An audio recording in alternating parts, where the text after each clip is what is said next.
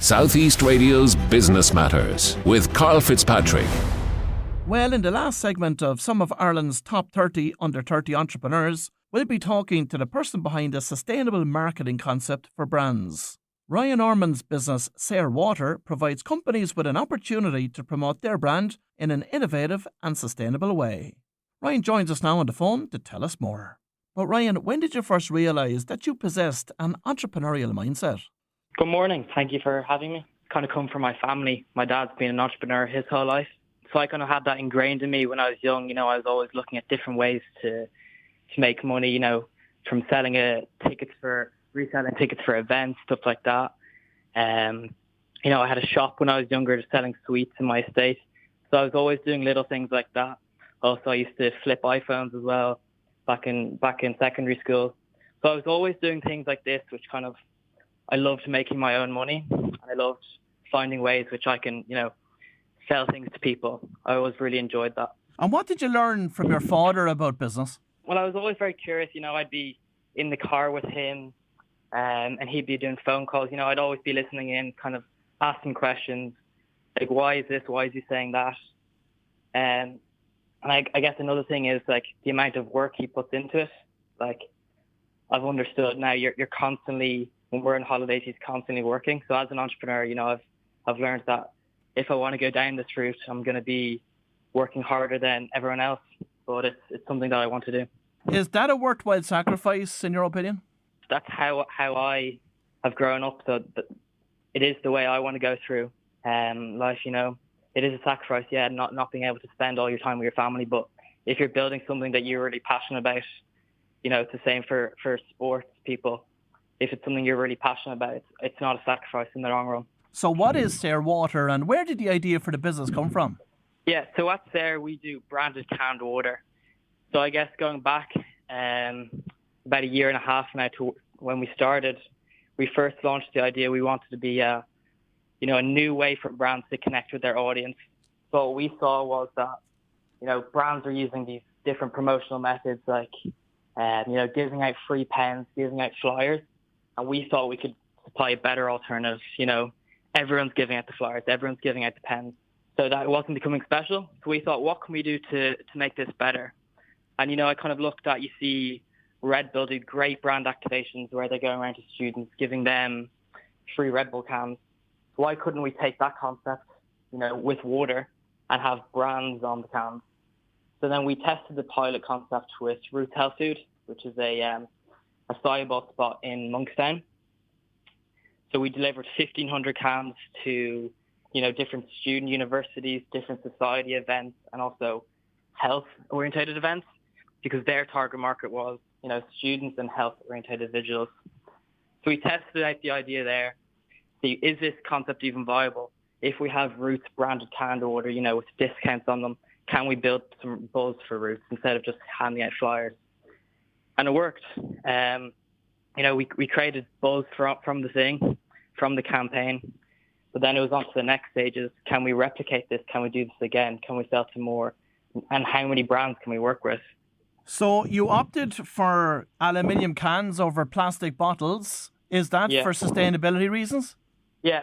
So aluminium isn't cheap. We could do what we're doing a lot cheaper by using plastic, but it's very important from the start. We always want to do this right. There is a trend against using plastic bottles. So, aluminium is the perfect material to use.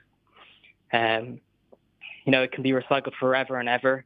And if our cans are properly recycled, which they are being now because of the new deposit return scheme, they can be back on shelves in 60 days in another form can. When you're talking to client companies at the moment, you're ultimately asking them to divert some of their digital ad spend over into branded canned water as a brand activation. So is it that you think consumers are starting to suffer from digital ad fatigue? Yes and no. So we have two kind of main drivers of our business. One is experience elevation. So that's when we're working with the dealerships. And, that isn't a form of advertising, I'd say. That's just kind of elevating their experience inside the elevation. And then our other side of the business, which is kind of brand activations. And that would be, I guess, redirecting, revenue from traditional methods to a new experiential method, a new method which can actually be touched, be felt. because, from the research we did, we were starting there, we saw, people just keep scrolling past the ads. The ads aren't actually making an impact. People don't want to see the ads.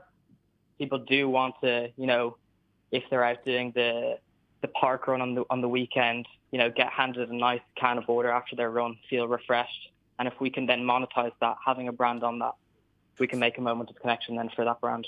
So what has been the primary driver for brands to engage with Saor Water to date? Yeah, I'd say the number one thing has been sustainability. On the dealership side, which is kind of where we get most of our business from, they didn't want to hand out plastic bottles anymore, but they wanted to still have, the nice sleek cans with their branding on it. No one is willing to work with these dealerships because they go through such low volumes.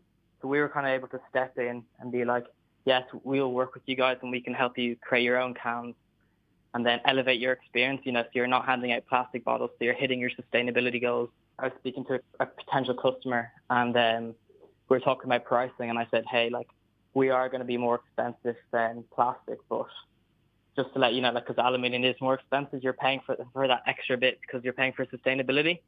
And he said, oh yeah, I totally agree. And, if we're going to do this, we're going to have to do it right. We need the cans to look right. So I guess it has been important for businesses to, pay the extra money to get the nice aluminium feel and paying for the sustainability. And do you find that it's mainly local businesses you're operating with? Because in an era where social media can promote a brand to a global audience, and indeed more of the traditional channels can promote a brand to a national audience, what exactly is the right sweet spot in terms of the type of businesses that this concept is suitable for? Yeah, we do a lot of stuff with at trade shows, where brands can bring their cans to trade shows. We're not there trying to reach everyone in the world.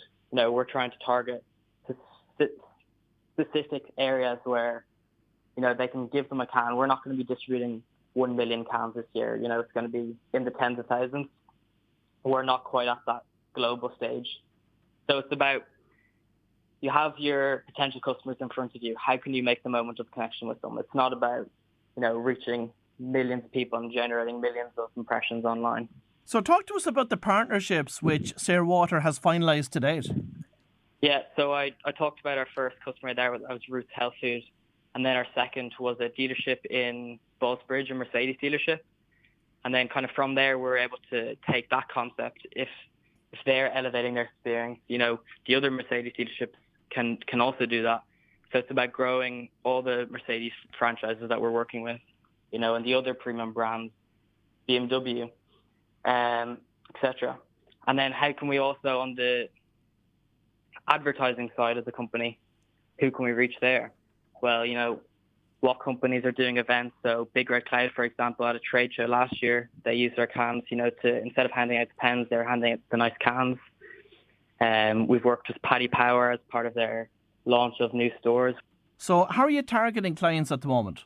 So at the start, we were just sending out cold emails, or I built an Excel sheet, what companies do I think would be a good fit for us? And then, can I find a Ormonde show there? Yes or no? Because it makes such a difference. And then we scrape emails, scrape phone numbers, send out messages. But we weren't getting too much success. And then what I began doing is kind of building my LinkedIn network. I'm a student. I'm adding, say, the head of Sky in Ireland on LinkedIn. He's probably going to add me back because he just sees, it's a student who wants to just learn more about what we're doing. And then from there, you can send them a nice message. Hey, I'm working on this idea. I'd love to get your thoughts on it. And they're much more likely to reply to you if you just go about it in a casual way, I found, rather than, sending out lots and lots of cold emails. LinkedIn messaging has been our main driver of finding these clients. And of course, you mentioned that you're doing work with lots of motor dealerships already, but what other sectors do you think could be really ripe for this? We think hotels, premium hotels, could be huge for us. They would bring us the ultimate volume that we really need to make this business take off. The problem right now is that we don't have our own manufacturing facility. We're working with a few different suppliers, so we just can't get the water cheap enough for the hotels to work effectively, for them to actually be worth their while. But in the long run, we definitely think that the premium hotels, the likes of the Dare Manor and these, having the nice sleek sustainable Adair Manor cans and stuff like that would be, something that we could do in the future. Finally, Ryan, as a young entrepreneur which has been listed in the Independent's Top 30 Under 30, what has been the greatest business lesson that you've learned to date? Yeah, well, I remember paying my first invoice, and I had to put a few grand in to get the business started. And I remember thinking, do I do this or do I not? I might just never see this money again.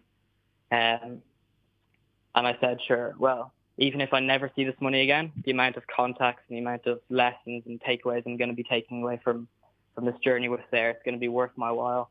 I guess one of the biggest challenges and one of the things I'm still working on is building structure into how I work with Saor.